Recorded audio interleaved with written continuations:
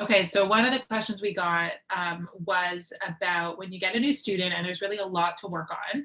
And I think that there was a bit of like a question regarding insurance, which you've probably heard us say before. We live in Canada, so we fortunately or unfortunately don't have to deal with that component. So we can give our best to answer the question based on the ABA side of things, but we can't always help you on the insurance side of things. But please help each other. Like if there's a bunch of you who are dealing with the same thing, like I'm sure you could all be a great resource.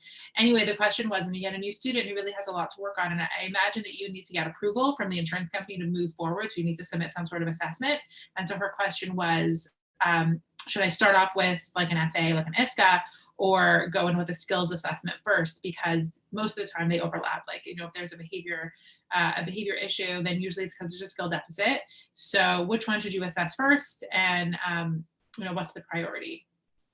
And the answer is, if you know, taking all those insurance pieces out of the picture, if it was just us and what we do, our first priority is usually a skills assessment, because it was probably more comprehensive in terms of getting to a lot of the skills that they're lacking, and that will usually help with the behavior. So if you're working on behavior but you don't know anything about their language skills, they really are like one and the same, and they really overlap.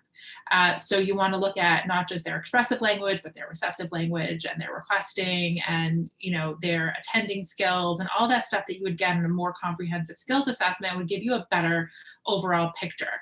That does take a lot longer.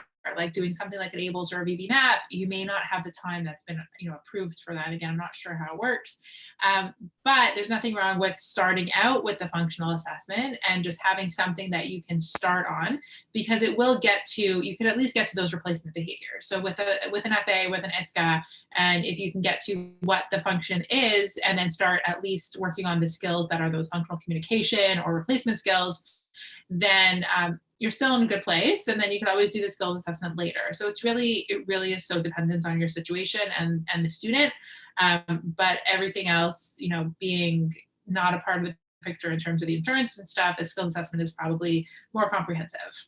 And what I love about the skills assessment is that you can see where those deficits lie. And a lot of the time, negative behavior is because there is a skill deficit. And negative behavior is because, you know, they don't have the communication skills to be able to say blah, blah, blah, blah, blah. So that skills assessment is key. And sometimes if you just teach skills, the negative behavior decreases automatically. Right? Sometimes I find that if you focus too much on the negative behavior, first of all, it brings everyone down because I hate focusing on the negative.